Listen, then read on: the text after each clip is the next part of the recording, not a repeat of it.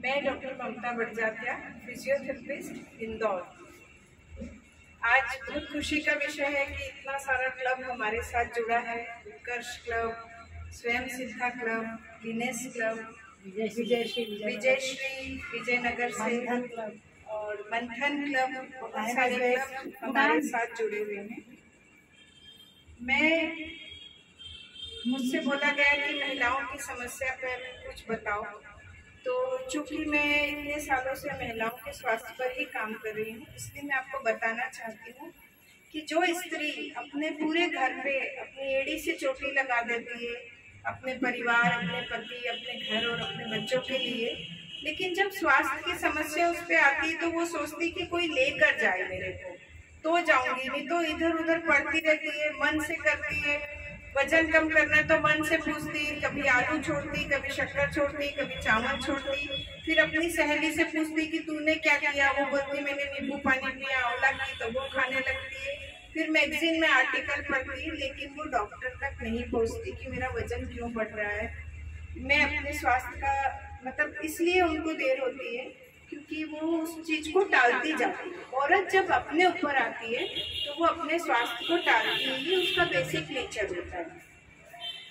मैंने अपनी प्रैक्टिस में देखा है कि जितने भी शाकाहारी महिलाएं हैं उनमें विटामिन बी की कमी बहुत ज्यादा देखी गई है, क्योंकि विटामिन बी नॉर्मली इसमें मिलता है, नॉनवेज में मिलता है ज्यादा करके, और हम लोग नॉनवेज नहीं खाते। और कुछ जैनी है जो अंकुरित भी नहीं खाते, मशरूम भी नहीं खाते, और ईस्ट और वो जिसमें खमीर किया होता है वो भी नहीं खाते। तो विटामिन बी की डेफिशिएंसी होती है। जब तक हम जवान रहते हैं जब तक तो हमें कुछ नहीं पता चलता, पर जैसे ही मेनोपॉज होता है 50 साल के बाद, हमारे अंदर ऐसे ऐसे हार्मोन्स के चेंजेस होते हैं कि औरत को लगता है मेरी पीड़ा तो कोई समझ ही नहीं पा रहा है, मैं क्या बोल रही हूँ मेरे को समझ ही नहीं पा रहा है। कोई मेरे को कभी गर्मी लग रही है, कभी ठंडी लग रही है, कभी एसी में भी मैं पूरी गीली हो जा रही हूँ। ये सब हार्मोन्स के चेंजेस होते हैं और उस समय औरत एकदम अकेली पड़ जाती है, क्योंकि बच्चे भी सब अपने अपनी जिंदगी जीने लगते हैं, पति की जिंदगी अलग हो जाती है और हमको थोड़ी फुर्सत हो जाती है। तब हमारा ध्यान अपने स्वास्थ्य पे जाता है। और तब भी यदि हम जागृत नहीं होते तो हमारे अंदर जो चेंजेस होते हैं उसके बहुत दुष्परिणाम देखने में आते हैं। घुटना दर्द करने लगता है, क्योंकि जब मेनोपॉज हो जाता है तो बॉडी में एस्ट्रोजन बनना बंद हो जाता है, और जब एस्ट्रोजन बनना बंद हो जाता है तो हमारे शरीर में कैल्शियम की कमी होने लगती है। वो कैल्शियम सप्लीमेंट अगर हम नहीं लेते तो हमारी हड्डियों से पूरा कैल्शियम निकलते जाता है और हम ऑस्टियोपोरोसिस के शिकार हो जाते हैं। फिर हमारे घुटने में दर्द, कंधे में दर्द, कमर में दर्द, ये सामान्य एक प्रॉब्लम शुरू हो जाती है। प्लस जैसे जैसे हमारी उम्र बढ़ती है हम काम ज्यादा करते हैं, लेकिन हम एडमिनिस्ट्रेटिव साइड आ जाते हैं, हम काम करवाने लगते हैं, करते नहीं है, हम करवाने लगते हैं। तो जब हम काम नौकरों से करवाने लगते हैं तो जो हमारी फिजिकल एक्टिविटी होनी थी वो नहीं होती। तो या तो अपने जीवन में 45 मिनट या 50 मिनट या आधे घंटे का कुछ भी फिजिकल एक्टिविटी रखें। आपको घूमना पसंद है, घूमना करिए, आपको स्ट्रेचिंग पसंद है, एक्सरसाइज करिए, मोबिलाइजेशन करिए, घर के कुछ काम करिए, ताकि आपकी फिजिकल एक्टिविटी होती रहे। यदि हम ध्यान नहीं देते तो हमारा मोटापा हमको हाइपरटेंशन देता है, शुगर बिना बुलाए आ जाती है, प्लस कुछ चीजें जेनेटिक फैक्टर होती है कि हम चाहें कि मेरे को कुछ नहीं, ऐसा नहीं, आपके साथ पुश्तों की जीन्स में क्या बीमारी आपको हो सकती है। लेकिन यदि हम बॉडी को ऑक्सीजनेशन करते हैं, ऑक्सीजनेशन मतलब कुछ भी एरोबिक एक्सरसाइज करते हैं, बेसिक्स में आता है balancing exercise, aerobic exercise, isometric exercise, concentration exercise, ये सब बहुत जरूरी होता है। जब हम ये नहीं करते तो फिर उसके दुष्परिणाम हमको देखने को मिलते हैं। मैं महिलाओं से बोलती हूँ कि संतुलित आहार पे ध्यान दें, सबसे जरूरी है संतुलित खान पान।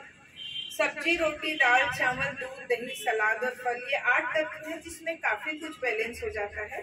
दाल में प्रोटीन मिल जाता है, चावल में कार्बोहाइड्रेट मिल जाता है, दूध दही में कैल्शियम मिल जाता है, सब्जी और फ्रूट्स में मिनरल्स मिल जाते हैं, तो काफी हद तक हमारी ये हो जाती है। प्लस आजकल हम लोग पूरे समय एसी में रहते हैं, धूप से घबराते हैं, या अक्सर लोग ये गलती करते हैं कि 5 बजे घूमने निकल जाते हैं।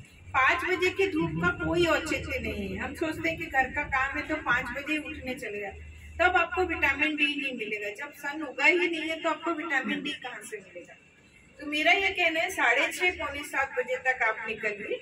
जो 5 बजे आप उठे थे उस समय आप घर का काम थोड़ा निपटा लीजिए। जब देखें कि अब गुनगुनी धूप आ गई तब आप निकलिए। तो आधे पौन घंटा आप घूम भी लेंगे, थोड़ा सन एक्सपोजर भी हो जाएगा। आपने पहले ध्यान दिया होगा, नहा धो के लोग नंगे पैर मंदिर जाते थे तो एक्यूप्रेशर भी हो जाता था, इस बहाने सन एक्सपोजर हो जाता था। ये सब चीजें छूट गई। अब हम गाड़ियों पे मंदिर जाते हैं, बहुत चीजें बदल गई, इसलिए ये सब देखने को आ रहा है। पहले चक्की पीसते थे, झाड़ू पोछा कपड़ा बर्तन लिपना पोतना नहाए ढोल फिजिकल एक्टिविटी होती थी। 10-12 बच्चे होते थे तो माँ उनको बैठ करती थी। अब क्यों हो गया, अब इंग्लिश लैंग्वेज आ गई। ये सब चीजों से हमारा नीचे बैठना बंद हो गया, पैरों का मोड़ना बंद हो गया। तो यदि आप एक्सरसाइज पे ध्यान नहीं देंगे तो उसके मतलब आगे चल के फिर वो दिक्कत होती है।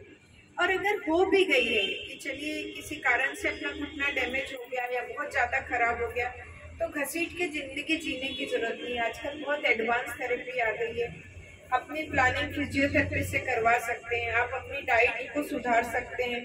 तो अंदर से जब आप अच्छे रहेंगे तो आपका सौंदर्य वैसे ही झलकेगा। यदि आप अंदर से ही बीमार हैं तो आप हमेशा मुरझाए दिखेंगे। और खाना कम करके वजन कम करेंगे तो आपको वीकनेस बहुत आएगी। खाना कम नहीं करना है, उसको खाना संतुलित करना है और न्यूट्रिशियस डाइट लेना है। मतलब आपको पूरा न्यूट्रिशन मिलना चाहिए, तब जाके आपके चेहरे पे चमक आती है और आप अपनी उम्र से छोटे दिखते हैं। फिजिकल एक्टिविटी के लिए आप कुछ भी कर सकते हैं जो आपको पसंद है, जैसे किसी को डांस पसंद है या किसी को एरोबिक एक्सरसाइज। पर कभी कभी क्या होता है कि आपकी उम्र एरोबिक एक्सरसाइज या योगा के लिए अनुकूल नहीं होती। सपोज आपके लिगामेंट कमजोर है, घुटना घिस गया है और आप अलग तरह के आसन करेंगे तो आप उलझ जाते हैं। इसलिए एक ही बार जाना ना, आप अपनी सारी रिपोर्ट लेके फिजियोथेरेपिस्ट के पास जाओ, डाइटिशियन से पूछो और 2-3-4 महीने की फुर्सत फिर आप उसको फॉलो करो तो आपका अच्छा रहता है। आप देखेंगे जितनी हीरो हीरोइन है एकदम मोटी होके 20 किलो, ये लोग सडनली विदिन 6 मंथ ये ऐसे हो जाते हैं जैसे कि बच्चा हुआ ही नहीं, क्योंकि ये पहले भी फिजियोथेरेपिस्ट को रखते हैं, पहले भी इनकी टीम काम करती है और बाद में भी इनकी टीम काम करती है, क्योंकि इनके ऊपर करोड़ों रुपए दांव पे लगा है। ये अपनी फिटनेस नहीं बिगाड़ सकती। और हम फिटनेस को तब जानते हैं जब हमें शारीरिक कष्ट होता है, तो ये बहुत गलत बात है। तो मैं हर महिला से कहना चाहूंगी कि ज्यादा से ज्यादा अपनी हेल्थ पे ध्यान दें, क्योंकि तन चंगा तो कटौती में है।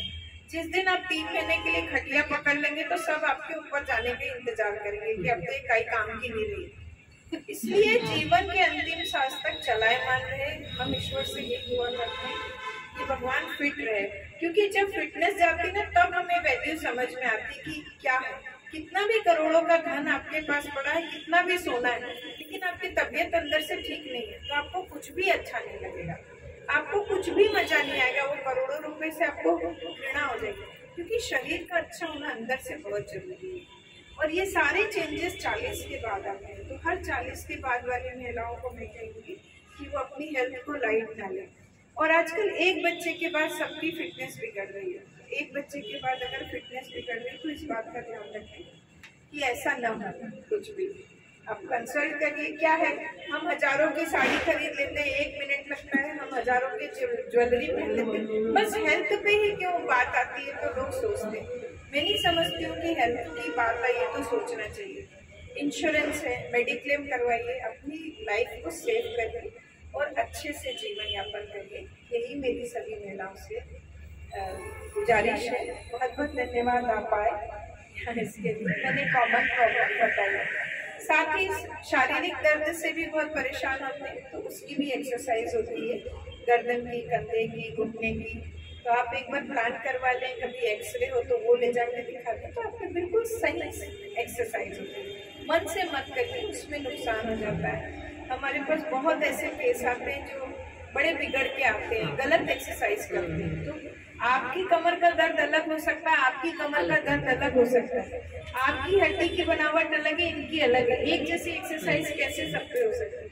तो अब तो गली गली में है, शहर में इतने सारे फिजियोथेरेपिस्ट हैं, तो अपन उनके पास जाएंगे तो आपकी सही बिल्कुल जो है आपकी पूरी प्लानिंग हो सकती है। धन्यवाद।